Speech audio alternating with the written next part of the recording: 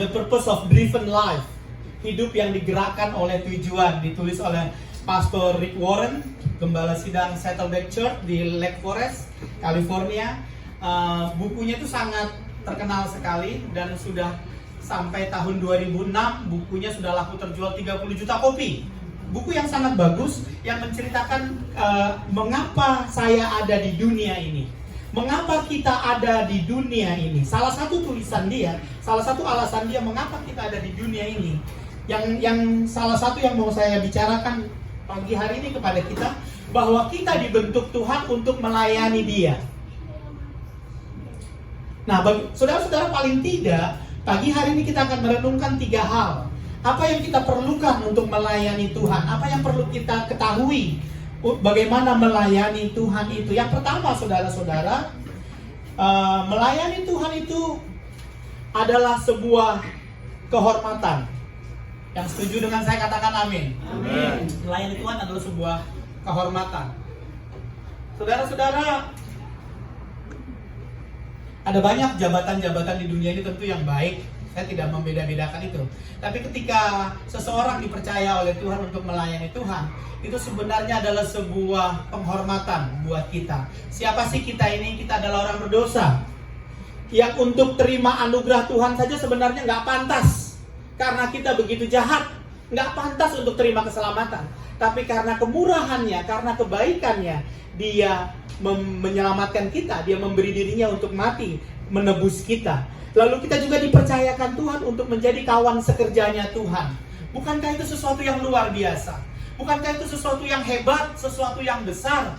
Kita orang yang berdosa, yang tidak layak menurut ukuran standar hukumnya Tuhan, tapi kita dijadikan kawan sekerjanya Tuhan. 2 Korintus 4 ayat yang pertama kita akan baca. 2 Korintus 4 ayatnya yang pertama. Demikian firman Tuhan saya bacakan. Oleh kemurahan Allah kami telah menerima pelayanan ini. Karena itu kami tidak tawar hati. Saudara-saudara, Rasul Paulus mengatakan kepada jemaat di Korintus bahwa karena kemurahan Allah lah kita bisa melayani Tuhan. Saudara-saudara, sebentar lagi kita akan melihat atau menyaksikan peneguhan para pengurus Indonesian Living Bread Church tahun 2020 sampai 2022. Bagaimana kita melayani Tuhan, bagaimana kita seharusnya memandang sebuah pelayanan yang Tuhan percayakan. Yang pertama, saudara-saudara, pandanglah, ketahuilah bahwa melayani Tuhan adalah sebuah kehormatan. Rasul Paulus berkata karena kemurahan Tuhan, oleh karena kemurahan Tuhan semata-mata saja, sehingga ia boleh melayani Tuhan. Bukan karena kuat, bukan karena gagah. Karena saudara-saudara, kalau kita sadar, Tuhan bisa pakai siapa saja. Dan Tuhan bisa pakai apa saja. Tapi kalau Tuhan tunjuk saya, kalau Tuhan tunjuk saudara, itu karena kemurahan Tuhan. Tidak ada yang lebih dari kita. Tidak ada yang lebih dari saya, dari saudara. Kita semua sama orang yang lemah, sama orang yang berdosa, sama orang yang memerlukan belas kasihan Tuhan. Tapi kalau Tuhan pilih engkau untuk melayani pekerjaannya, bukankah ini sesuatu yang luar biasa? Ada banyak orang yang lebih baik dari saya. Ada banyak orang yang lebih baik dari kita secara manusia. Dan Tuhan bisa pakai apa saja seperti saya katakan tadi. Tapi kalau Ia memakai engkau, kalau Ia mengizinkan kita menjadi kawan sekerjanya, bukankah ini adalah anugerah yang luar biasa? Saudara-saudara, mari pandang pekerjaan Tuhan, pelayanan yang Tuhan percayakan, khususnya pengurus yang akan melakukan tugasnya 2 tahun ke depan. Mari pandang pekerjaan Tuhan yang Tuhan percayakan sebagai sebuah kehormatan, bukan sebuah beban. Mungkin kau akan banyak bekerja keras, mungkin kau banyak keluar tenaga, keluar energi, keluar perhatian, keluar uangmu mungkin. Tapi ketahuilah, kita sedang melayani Raja di atas segala raja. Biarlah kita memandang pelayanan ini sebagai sebuah penghormatan yang Tuhan beri buat saudara dan saya, anak-anaknya. Di Jogja ada keraton Jogja. Pekerja di sana disebut abdi dalam. Abdi dalam, untuk menjadi abdi dalam nggak mudah. Abdi dalam itu orang yang melayani raja, orang yang mengurus kerajaan. di Jogja dan Surakarta. Untuk menjadi abdi dalam itu sulit. 2 tahun masa training tanpa dibayar. Masuk tahun yang keempat dia dibayar hanya 5.000 per bulan. Setelah dia memasuki tahap yang kelima, yaitu di tahun yang kelima, dia baru bisa ditahbiskan sama raja untuk menjadi abdi dalam di istana. Dan gajinya sampai hari ini, gajinya hanya 15.000 per bulan, $1 per bulan. Saudara boleh Google, saudara bisa lihat itu. Kenapa? Karena ada sebuah perasaan dalam hati mereka. Uang bukan ukuran. Betapa mereka menghargai raja yang mengizinkan mereka bekerja di satu ruangan dengan raja di istana. Itu sudah lebih dari cukup buat mereka. Secara ekonomi, uang 15.000 per bulan untuk apa? Cukup apa? Tapi bukan dari situ sumber mereka. Ketika mereka diizinkan untuk melayani raja mereka di Jogja, itu adalah sebuah kebahagiaan yang luar biasa.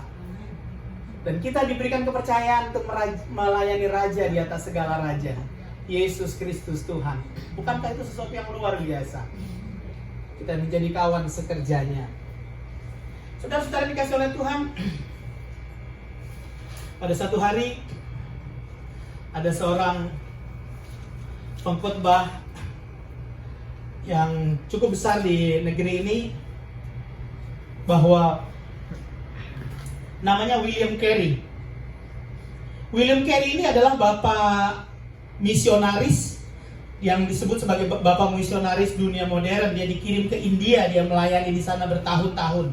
Pada satu hari, saudara-saudara, dia hatinya sangat risau. William Carey hatinya sangat risau karena dia punya seorang anak yang bernama Felix, yang dulu pernah berjanji untuk menyerahkan hidupnya menjadi misionaris. Tapi sayang, dia ingkar janji karena Ratu Inggris menunjuk dia menjadi duta besar Burma. Dia ingkar janjinya dan dia mulai tertarik dengan tawaran Ratu Inggris untuk menjadi duta besar Burma. Hati William Carey, hati ayahnya menjadi sedih, dan dia tulis kepada beberapa teman yang sama-sama pendeta. Ini sulitnya pendeta. Pendeta umumnya nggak bisa sharing dengan, dia perlu komunitas, maksud saya sesama pendeta. Dia tulis kepada beberapa teman pendeta, dia bilang begini: berdoa untuk Felix, karena dia sedang downgrade. Dia turun, levelnya turun. Dia lebih memilih menjadi dutanya pemerintah Inggris, ketimbang dia sebenarnya sudah berjanji menjadi duta raja atas segala raja.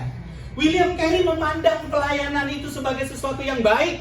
William Carey memandang sebagai pelayanan, panggilannya sebagai sesuatu yang mulia. Mungkin dia nggak dapat apa-apa pelayanannya di Inggris pun. Kalau saudara baca kisahnya juga begitu, menyentuh begitu banyak hal-hal yang harus dihadapi, kesulitan-kesulitan yang dihadapi. Tapi William Carey mengatakan, memandang ketika dia dipanggil Tuhan, itu adalah panggilan tertinggi.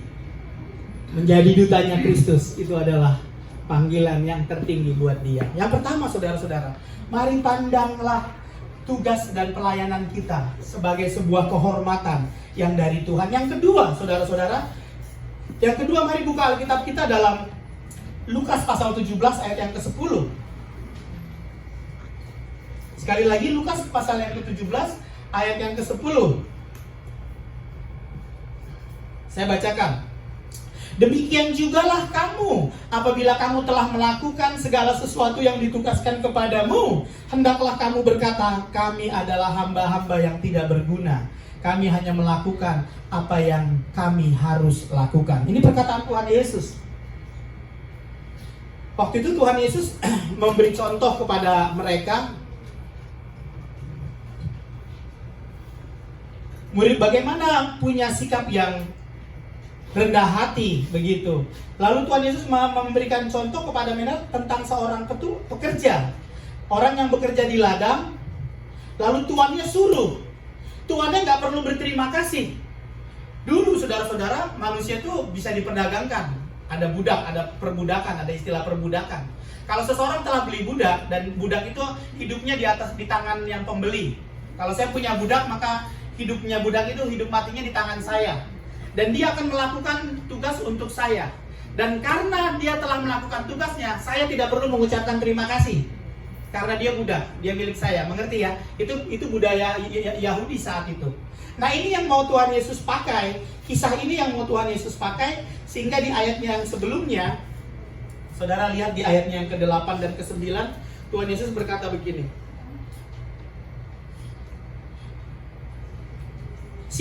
Dari ayat yang ke-7, siapakah di antara kamu yang mempunyai seorang hamba yang membajak atau menggembalakan ternak baginya, lalu berkata kepada hamba itu setelah ia pulang dari ladang, mari segera makan. Bukankah sebaliknya ia akan berkata kepada hamba itu, sediakanlah makananku, ikatlah pinggangmu, dan layanilah aku sampai selesai aku makan dan minum, dan sesudah itu engkau boleh makan dan minum.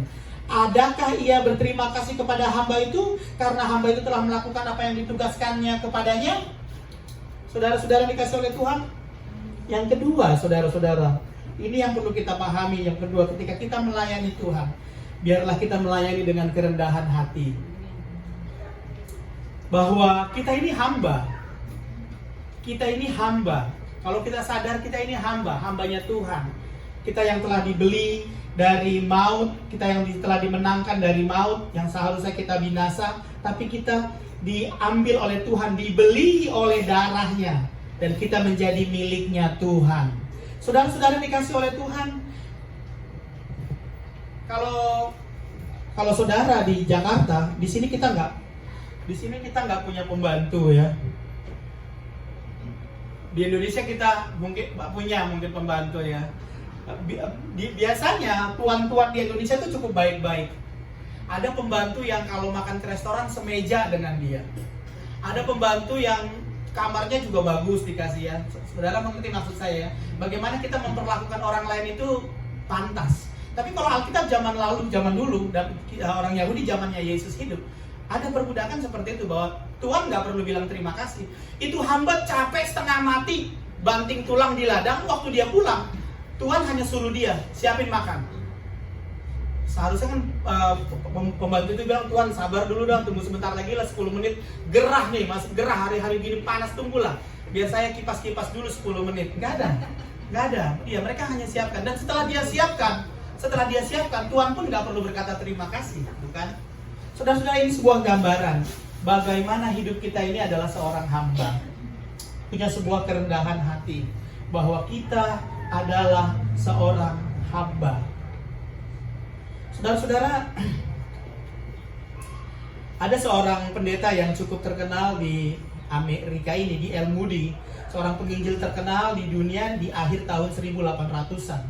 Orang di seluruh dunia itu datang menghadiri konferensi Bible Conference yang diselenggarakan oleh dia. Satu hari dia menyelenggarakan Bible Conference di Massachusetts, di East Coast sana. Dan begitu banyak orang-orang datang, termasuk rombongan pendeta dari Eropa. Masalahnya, pendeta di Eropa itu punya kebiasaan. Kalau mereka ditempatkan di kamar-kamar di sekolah Alkitab milik pendeta di El Moody. Lalu kebiasaannya pendeta Eropa itu, kalau masuk kamar malam hari, sepatunya taruh di luar. Dia tidur, dia expect besok sepatunya dibersihin. Ada yang semir, ada yang bersihin sepatunya, ada yang semir. Itu di Eropa. Tapi ketika mereka masuk ke Amerika, mereka ditempatkan di kamar-kamar, itu nggak terjadi, karena di Amerika nggak ada, ya.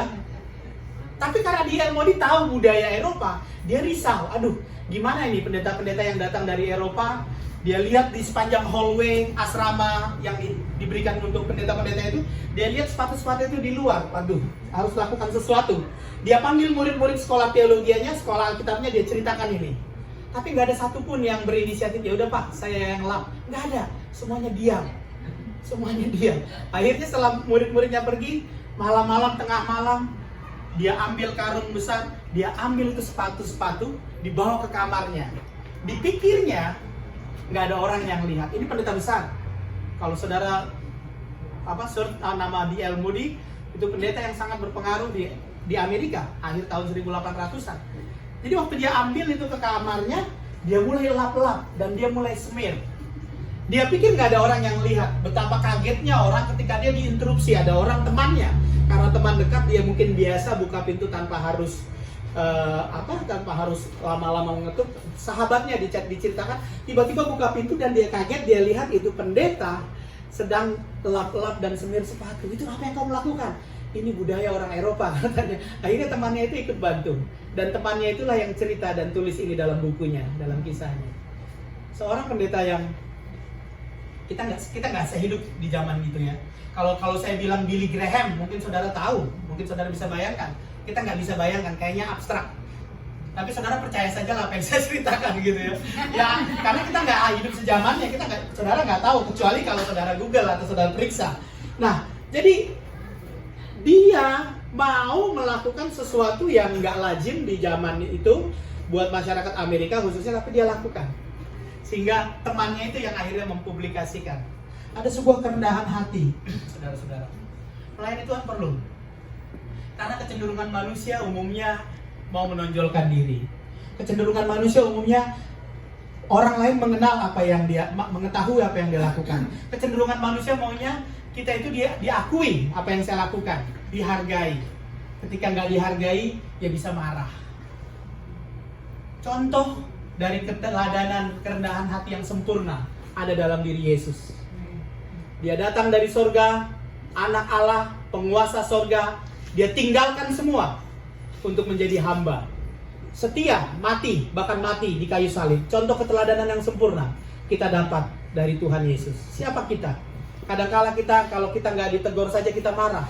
Kadangkala kita, kalau kita nggak disapa atau tidak diberi, kita bisa emosi, kita bisa tersinggung. Tapi pelayanan, seperti kata firman Tuhan, adalah harus melakukan itu dalam penuh kerendahan hati. Seperti kata Tuhan Yesus, demikian juga kamu apabila kamu telah melakukan segala sesuatu yang ditugaskan. Seharusnya kita berpikir, aku hanya hamba yang tidak berguna. Kalaupun Tuhan pakai, itu karena kemurahan Tuhan. Tidak ada yang istimewa dari kita. Semua karena anugerahnya Tuhan. Amin, saudara-saudara. Yang terakhir, bagaimana kita melayani Tuhan? Melayani Tuhan itu pasti diberkati Tuhan. Amin, saudara. Amin. Kalau bagian ini ada kencang nih, amin, saudara. Amin. Tapi itu benar. Benar. Tuhan itu luar biasa, saudara-saudara. Tuhan itu luar biasa. Tuhan itu tahu memberkati anak-anaknya. Amin. Tuhan itu tahu memberkati hamba-hambanya. Tidak ada satupun yang bisa menghalangi Tuhan untuk memberkati hamba-hambanya.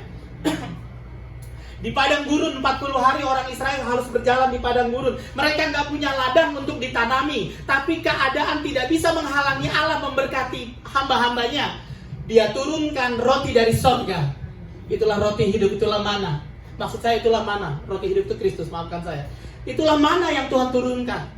Tidak ada satu situasi yang bisa menghalangi Tuhan memberkatimu. Kenapa? Karena Dia berkuasa. Dia bisa melakukan apa saja. Bahkan dari sumber-sumber yang tidak menguntungkan. Dari sumber-sumber yang kita pikir tidak akan ada. Di mana bisa ada tanaman di padang gurun. Di mana ada air di padang yang gersang. Tapi kalau Tuhan yang bekerja, semua bisa terjadi. Tidak ada sesuatu yang bisa menghalangi Tuhan memberkati engkau. Dan ini yang terjadi ketika kita melayani Tuhan. Tuhan sanggup memberkati kita. 1 Korintus 15 ayat yang ke-58. Saya mau membaca ayat ini yang terakhir buat kita.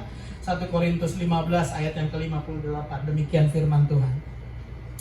Karena itu saudara-saudaraku yang kekasih, berdirilah teguh, jangan goyah, dan giatlah selalu dalam pekerjaan Tuhan. Sebab kamu tahu, dalam persekutuanmu dengan Tuhan, jerih payahmu tidak sia-sia. Puji Tuhan. Setahun lamanya Paulus melayani di kota Korintus, saudara-saudara. Sebuah kota yang sangat terkenal karena kerusakan moralnya.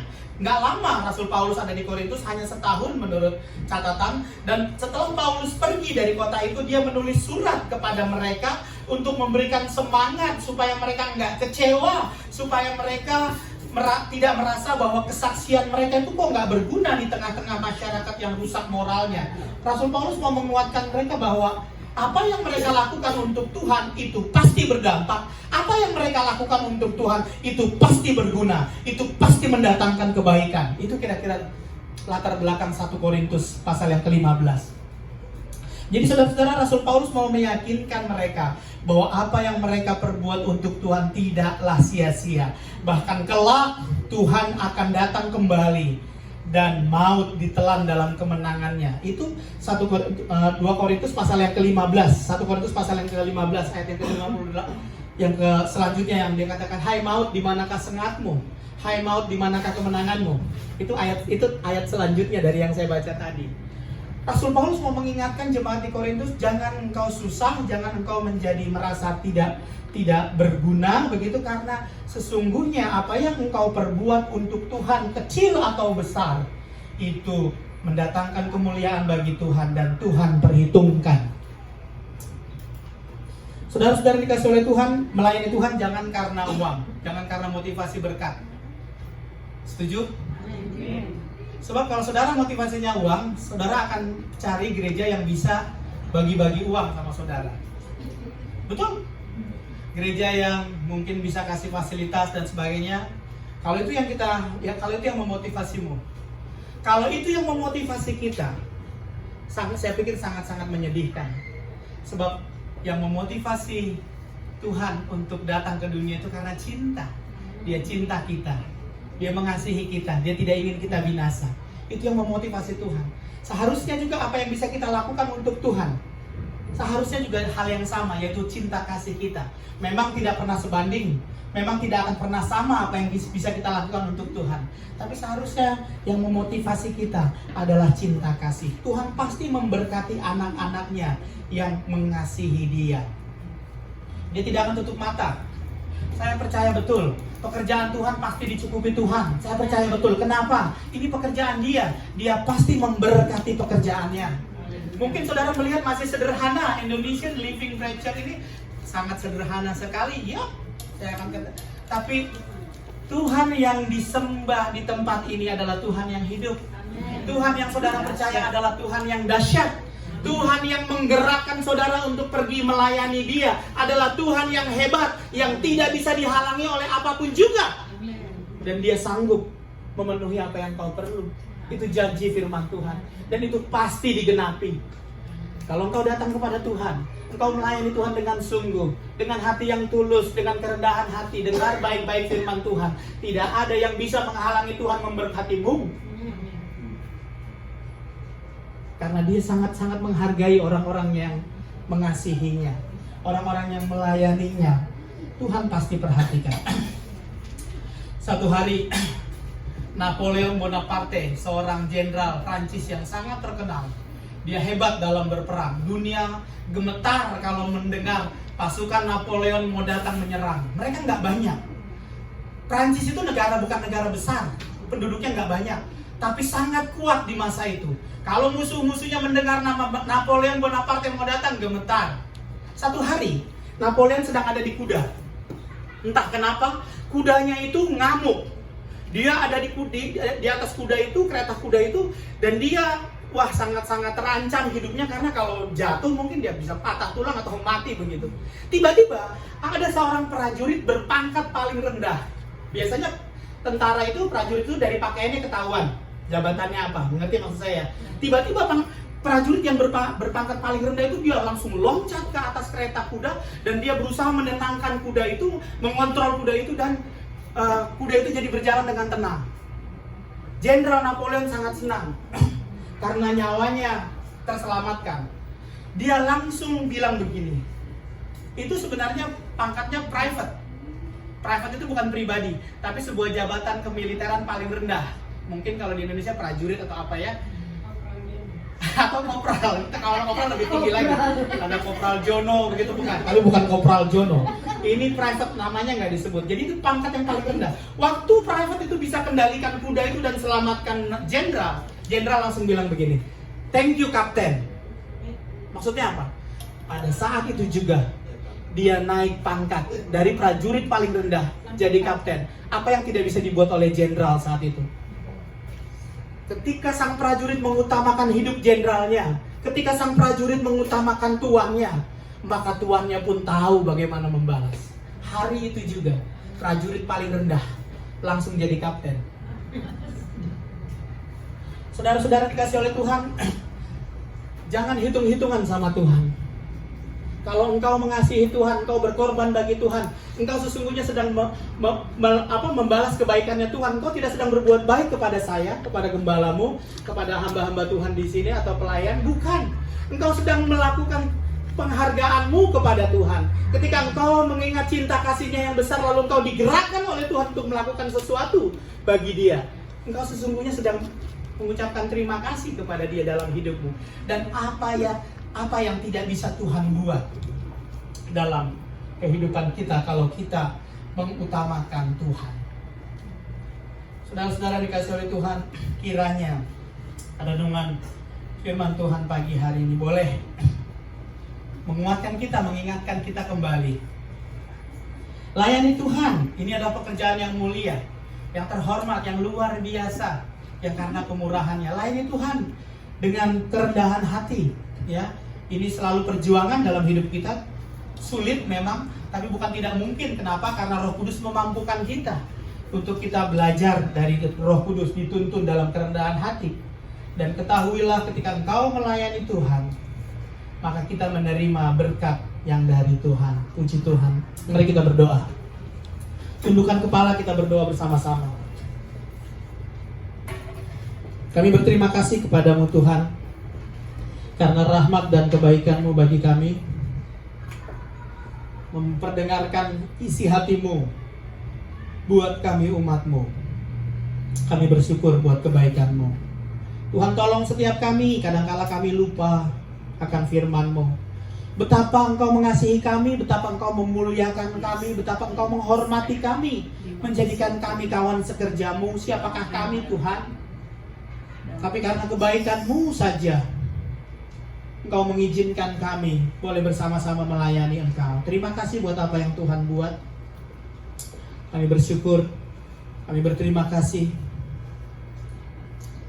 Terpuji Engkau Tuhan atas firman-Mu, materaikan dalam hati kami, supaya kami tidak hanya mendengar, tapi kami boleh dimampukan untuk melakukan firman-Mu. Dalam nama Tuhan Yesus, kami berdoa bersyukur. Yang percaya katakan, amin. Puji Tuhan.